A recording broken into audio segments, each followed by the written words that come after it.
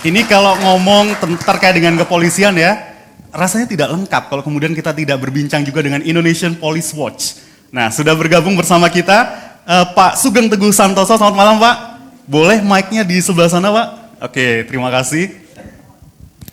Pak Sugeng, tadi sudah dipaparkan di bagian awal gitu, banyak sekali ternyata masih pelanggaran-pelanggaran gitu yang terjadi gitu di Indonesia terkait dengan penyelenggara negara, dalam hal ini polisi. Tadi kalau Bang Johnson harus tegas menyebutkan gitu ya institusinya. Nah, kalau menurut pandangan Indonesian Police Watch, sebenarnya apa yang salah gitu dengan pihak kepolisian yang seharusnya menjadi pengayom tapi justru di sini diindikasikan katakanlah terlibat dalam sebuah pelanggaran? Silakan. Pertama ya, kalau kita mau menilai institusi, peran pimpinan institusi, kemudian juga kepada anggota, kita harus adil ya. Saya nggak setuju menghindari oknumisasi. Memang harus dibedakan antara oknum dengan institusi. Karena kita belajar ya, kita harus bersikap adil dari dalam hati bahwa kalau itu kesalahan oknum ya, maka ada ketentuan-ketentuan yang akan menindak. Ketika terjadi keengganan menindak, pimpinan sudah tahu keinginan menindak, ini baru kita bilang nih ada problematika ya. Tapi kalau misalnya ditindak, dia oknum. Institusi yang memegang tanggung jawab konstitusi tidak bisa kemudian kita serang sebagai sesuatu yang bersalah ya, tetapi institusi juga harus mawas. Saya tidak setuju dengan Saudara Johnson nih ya. Terusnya kemudian kedua, memang ada problema soal transformasi kultural. Kalau dulu pelanggaran-pelanggaran HAM tuh kita sudah tahu, saya dan Johnson ini sama-sama pendiri PBHI ya. Memang dulu itu TNI, tidak bisa tidak ya, TNI. Tetapi pasca berlakunya Undang-Undang Kepolisian 2 tahun 2002, kita harus adil melihat apakah ada pemeriksaan yang dikategorikan sebagai pelanggaran HAM yang kemudian diselidiki oleh Komnas HAM. Kalau terjadi pelanggaran-pelanggaran oleh Polri ya, bagaimana mekanisme peraturan dan juga sikap pimpinan Polri. Ya, 11 perintah kalau tidak salah ini ya, sudah diterapkan tuh bulan Oktober ya. Nah, kita memantau dengan parameter inilah, harus adil. Parameter bahwa Polri akan menindak tegas dan keras. Kalau tidak, baru kita persalahkan.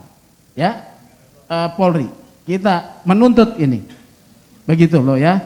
Jadi di mana salahnya? Problemnya ya, kemampuan aparat lapangan itu rendah kalau saya lihat.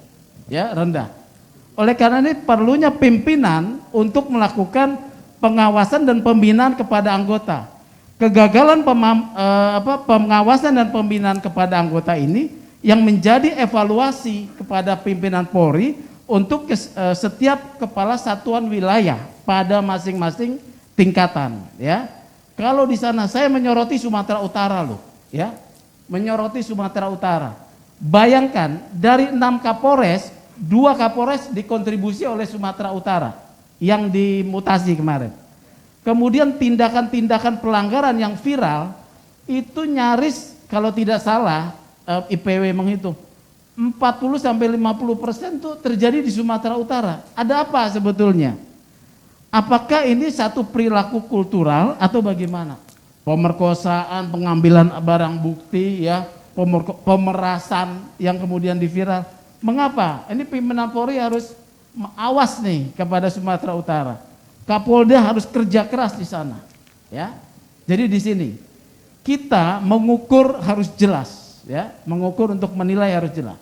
Tetapi pimpinan Polri juga harus mendengar dan saya rasa pada masa ini ya, pada masa ini kita melihat ada keinginan itu, tetapi harus diperbaiki terus-menerus. Karena satu hal yang mau saya sampaikan, pelanggaran-pelanggaran yang kasat mata itu mudah ditindak. Pungli di jalan, penganiayaan, kekerasan segala macam itu kasat mata. Yang jadi problem adalah ketika pelanggaran dalam wilayah yang tertutup. Apa itu? Penegakan hukum. Karena wilayah penyelidikan dan penyidikan itu tertutup. Di sana ada potensi besar penyalahgunaan wewenang. Kalau misalnya masyarakat yang dibilang percuma lapor polisi, ya, lapor hilang kambing jadi hilang kerbau, itu memang banyak menjadi problem dan diadukan kepada IPW. Kenapa? Karena ini wilayah penyelenggaraan kewenangan yang tertutup. Di sana ada keberpihakan, pemerasan, penyalahgunaan wewenang, penghilangan barang bukti, manipulasi keterangan, pelaporan yang dimanipulasi kepada pimpinan, sehingga masyarakat menjadi tidak percaya. Institusionalisasi terjadi kemunduran juga secara kelembagaan. Dalam perkap sebelumnya manajemen penyidikan ada ruang publik yang bisa digunakan untuk mengkoreksi yang namanya adalah ruang gelar perkara di mana para pihak diundang. Sekarang tidak ada, ya. Dan juga institusionalisasi wasidik yang diharapkan meluruskan ini adanya di bawah Bareskrim.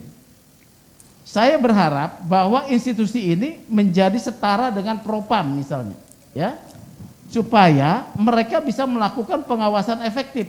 Saya bicara soal transformasi institusionalisasi loh, ya, efektif wasidik gitu, supaya dia lebih tinggi setara dengan Propam dan dilepaskan dari Kabareskrim, ya, supaya ini efektif. Banyak orang melakukan pengaduan, laporan-laporan kepada IPW, kemudian tidak ada ruang transparansi, akuntabilitas dalam proses penyidikan itu. Nah, itu catatan dari IPW. Terima kasih.